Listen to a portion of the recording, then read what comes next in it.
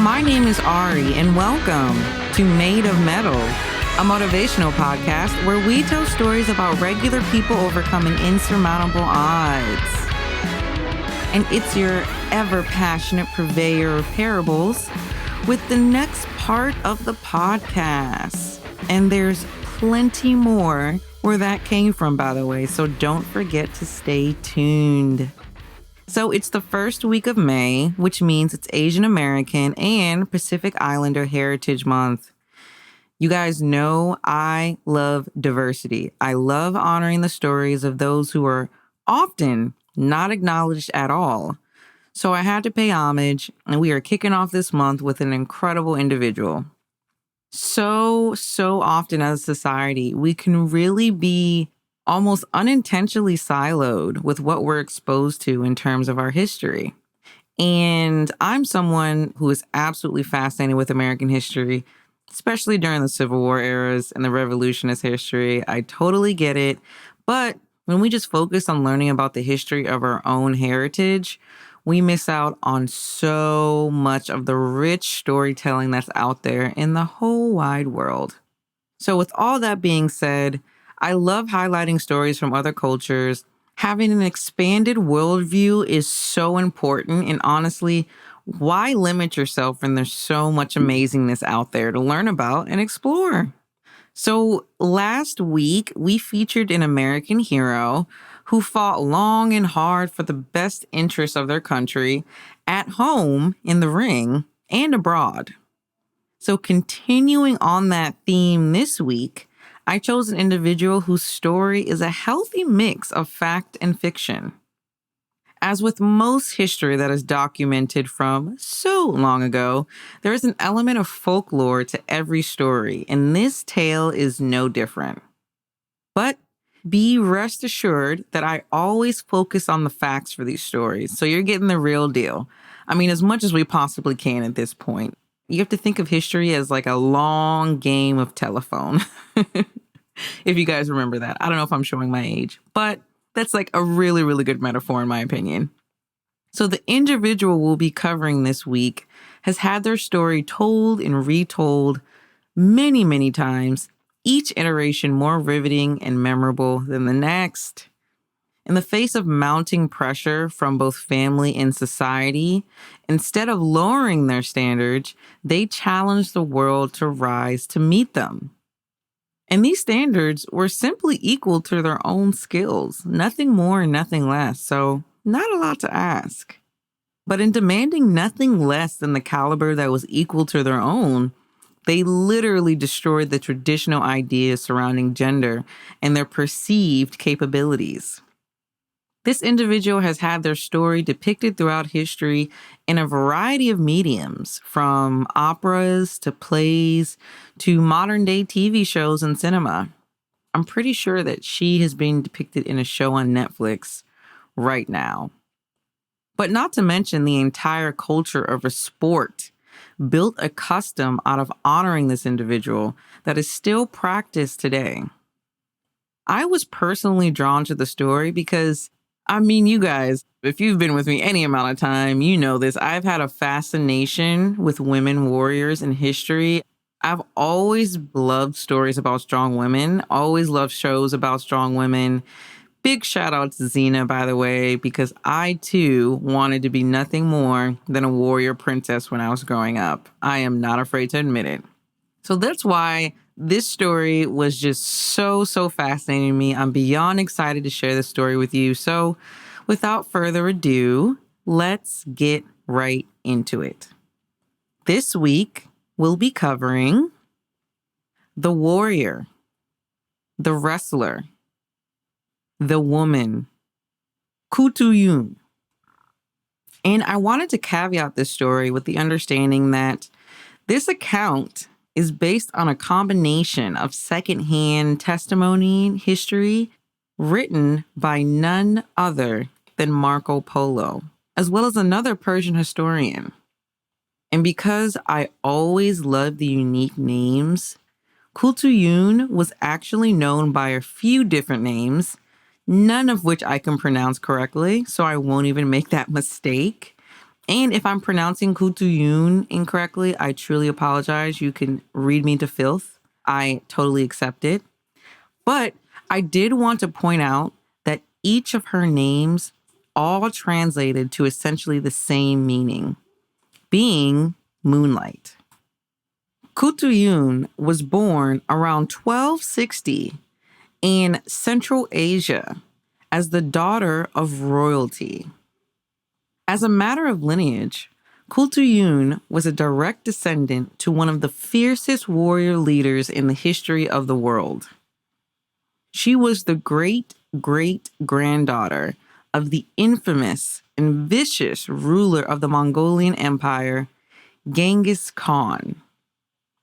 Khutulun's father, Kedu Khan, was a Mongolian leader who had an immense kingdom, which gave him control over Central Asia, as well as portions of the Middle East in India.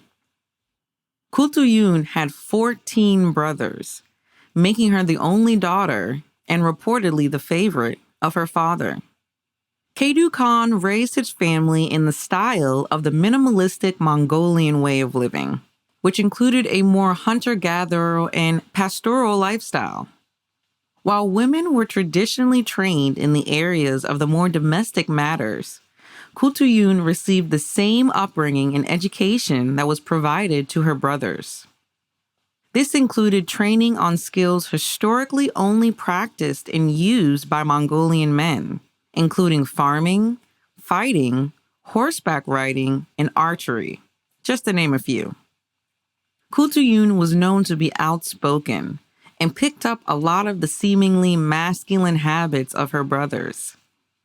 And I always sort of cringe when I see certain aspects of people's character described as feminine or masculine. Like being outspoken, being assertive is described as masculine. I just don't subscribe to that. I think that they apply to both genders, and I really just try to shy away from saying something is either feminine or masculine. Because what really determines that is the individual. It's not necessarily like certain traits are inherently feminine or masculine. So my little soapbox there. But it was likely due to pure survival that she sort of picked up her brother's habits. I mean, having to fight for her life as the one girl amongst 14 brothers, I mean, that's Family Feud to an entirely different level. Khutulun was described as muscular, stocky, and intimidating, rumored as having extraordinary physical strength and athleticism. Throughout Khutulun's childhood, her father's kingdom continued to grow, which created tension between her father and his counterpart, Kublai Khan. Kublai Khan was also a member of the family, being directly related to Khutulun as her father's cousin. Over time, the tension between Kedu Khan and Kublai Khan grew to full-out war amongst their respective regions. Kublai Khan wanted to expand his domain in Kedu Khan's territories, taking over the population to have them conform to his kingdom's rule. By this time, Khutulun was a young adult and had excelled in all the areas that she had been trained in, emerging as an exceptional warrior. Khutulun's father trusted his daughter, above all others, for providing guidance and military counsel surrounding the ongoing war with Kublai Khan. Khutulun was also at her father's side when their armies rode into battle, being described as a fearless and fearsome soldier on the battlefield. Reportedly, while riding into battle alongside her father, Khutulun would snatch rival fighters right off their horses, similar to a hawk, taking them as captives and delivering them to her father without a hitch. Strategically, this was more so a tactic to inspire fear into her enemies, as Khutulun had already built a reputation as a fierce soldier amongst the land. Her remarkable fighting skills were known far and wide, and her reputation far preceded her presence. Khutulun became quite fond of her freedom, along with her father's influence and trust with her as his war counsel, as they continued repelling countless attacks from Kublai Khan. Eventually, as Khutulun grew older, and as was expected from women, Khutulun's father began to pressure her to marry. Khutulun understood the political and societal ramifications of marriage and decidedly wanted no parts of it. But in order to honor her father, she decided to compromise and put forth a public competition to measure the worthiness of any potential suitors. The competition focused on an area of Khutulun's life that she'd established herself as a renowned champion, so it was only right that she'd marry her equal in that regard. The terms were that any man who wanted her hand in marriage had to first compete against her in a wrestling match. The winner would be awarded the prize of marriage, while any losers had to fork over 100 horses to Khutulun as his penance. An amazing deal. Naturally, many a man stepped up to the challenge, as Khutulun was a coveted bachelorette. Descended from royal blood, her father was a great leader, her own reputation was well known as a steadfast warrior, and she was wealthy to boot. All of these were incentives, but the honor of beating an undefeated foe was the most attractive, as Mongolian culture highly respected great warriors. And Khutulun was arguably one of the greatest. Of course, with a challenge this tantalizing, many an opponent stepped up, and Khutulun did exactly what she knew she would do. She beat every single one. No exaggeration. Every single man that entered her challenge would be summarily beaten, and Khutulun would become 100 horses richer. Reportedly, as Khutulun's challenge continued to go undefeated, she amassed over 10,000 horses, which was enough to rival even her father's herd. And we have to think of horses like currency. So this was a large, large sum. This was many men's hearts broken and herds lightened.